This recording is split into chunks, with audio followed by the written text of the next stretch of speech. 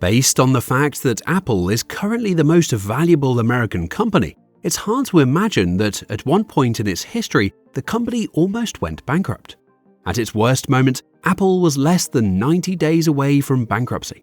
Today, we will tell you the stories of how Steve Jobs returned to Apple and managed to save the company from bankruptcy. But let's start with a quick reminder of how it happened that Steve Jobs left Apple in the first place.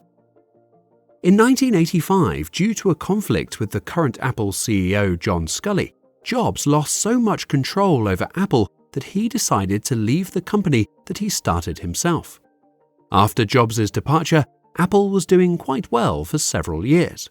The company was able to increase profits based on its domination in the desktop publishing market. However, Steve Jobs wasn't satisfied with the situation in the company. Jobs claimed that there is an excessive willingness to multiply profits and a lack of innovation. He believed that Apple CEO John Sculley introduces the company in a period of declining revenues and declining market share. In fact, the situation at Apple was actually getting worse over time. Apple's market share dramatically fell from the 16% it had in the 80s to 4% in 1996. John Sculley was replaced as CEO by Michael Spindler, who was trying to sell the company to Sun, IBM, and HP. After unsuccessful attempts to sell Apple in 1996, Spindler was replaced by Jill Amelio. During Jill Amelio's first year at Apple, the company lost $1 billion, and the share price, which was $70 in 1991, dropped to $14. Meanwhile, Steve Jobs wasn't in the best position either. After Jobs left Apple, he started another computer company called NeXT. When the company presented its first computer, NeXTcube, at first people responded with an outburst of enthusiasm, but the excitement dropped after the product was launched onto the market. Finally, the company was forced to stop producing computers and content itself with selling operating systems for other computers. And here, interesting situations arose. At the time, Apple had a problem with the operating system. The hope for the company was the new operating system called Copland, but after getting acquainted with the project, Amelio stated that it wouldn't solve Apple's problems, and in addition, they wouldn't be able to release it within the prescribed period. Apple needed a company that would provide them with a decent operating system. Initially, Apple became interested in the company called B, but during the negotiations regarding the sale of B to Apple, it turned out that B's demands were too high. At the time, Apple was also considering several other options: Solaris, Windows NT, and Steve Jobs' company NeXT. Finally, both B and NeXT presented to Apple's directors what they can provide to the company.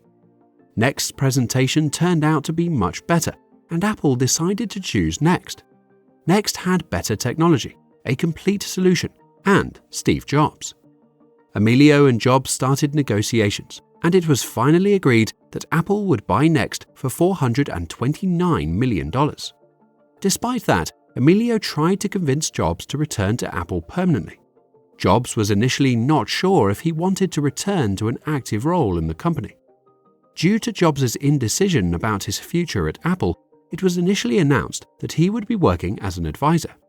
Immediately after Jobs joined Apple in January 1997, he began to strengthen his position in the company, firstly focusing mainly on protecting the people who joined Apple from NeXT. On the other hand, Amelio's situation was getting worse. He had to explain to the shareholders why the results for the last quarter of 1996 showed a 30% decrease compared to the previous year, and the chairman of the board, Ed Woolard, didn't like what Amelio was doing. When Woolard asked Jobs what he thought about Amelio, Jobs replied that Amelio is unfit for his position. The media also turned against Amelio. The press and its publications turned attention to Apple's problems and expressed criticism about Amelio. In addition, then Chief Financial Officer of Apple, Fred Anderson, informed Woolard of the difficult situation of the company. He said that money is leaking out, people are leaving, and other key people are considering leaving. During the meeting of the board, Woolard described how he assesses the company's chances. If we leave Amelio as CEO, we will have a 10% chance to survive. If we remove Amelio, and make Jobs CEO, we will have a 60% chance to survive.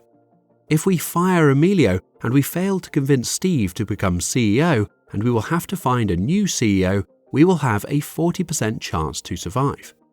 The company's board decided to authorize Woolard to make Jobs an offer to return. Initially, Jobs did not want to become CEO. He agreed to join the board and become an advisor. Why didn't Jobs want to become CEO? One of the reasons was his second company, Pixar. At this time, Steve Jobs was Pixar's CEO, and the company had just become publicly listed on the Nasdaq stock exchange. Another thing is that he just felt happy as CEO of Pixar and enjoyed spending more time with his family. Jobs knew that Apple was in a mess, and he wondered if he wanted to give up the pleasant lifestyle he led at the time. Finally, while considering what to do, Jobs realized that he cared about Apple and decided to come back there for a while to help the company find a new CEO.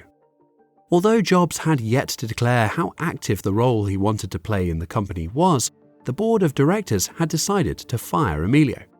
Ultimately, the situation was as follows. Emilio has been fired and he is leaving the company. Then Apple Chief Financial Officer Fred Anderson has been appointed interim CEO, and he announced that he will follow Jobs' directions. Under the influence of Woolard, Jobs agreed to become an active advisor and approved the statement, in which it was said that he would increase his involvement in Apple for a period of 90 days to help the company until the new CEO will be hired. Jobs delved into all aspects of the business: product design, savings, negotiating with suppliers, and evaluating an advertising agency. To stop the outflow of key employees, Jobs decided to discount their stock options. This decision was the first conflict between Jobs and the board of the company. Finally, Jobs threatened to leave the company, and the board agreed to his idea regarding stock options. However, this wasn't enough for Jobs. He said that the company is in a terrible condition and he has no time to indulge the board. Jobs stated that he wanted the entire board of directors to resign, and if they didn't do this, he would leave the company. The only person who could stay was Woolard. The members of the board knew that they couldn't let Jobs leave the company, and therefore they agreed to resign. After Jobs managed to force the board of directors to resign, he completed a new board of directors from his loyal people. Signs that Jobs is seriously involved in the operation of the company caused the stock price to rise from $13 to $20 a share.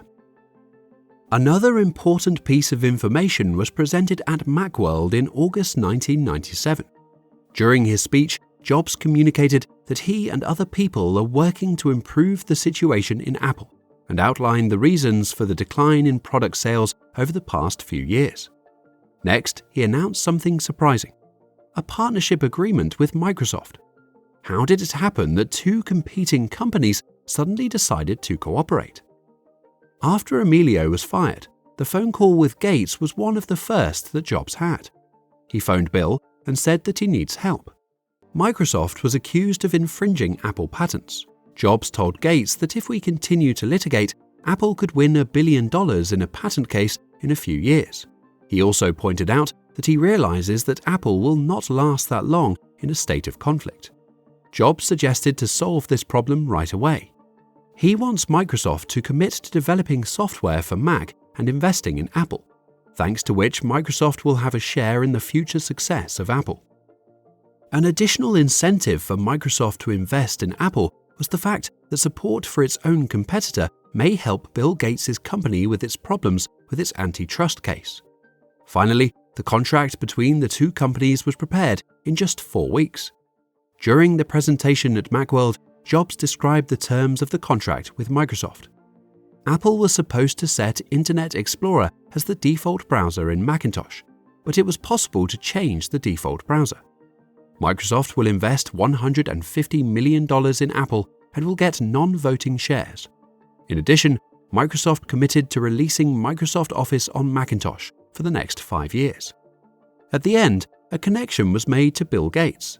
His face appeared on the screen above the stage, and Gates gave a speech from Microsoft's headquarters. The news of Microsoft's investment and Jobs' involvement in the company's operations caused a positive effect on the company's shares. At the end of the day, the share price went up by 33% to a halt at $26.31, which was double the share price the day Emilio left the company. This one-day jump increased the company's stock market value by $830 million. The next step was to remind people what makes Apple stand out. Jobs stated that they have to prove that Apple is still alive and Apple still means something special.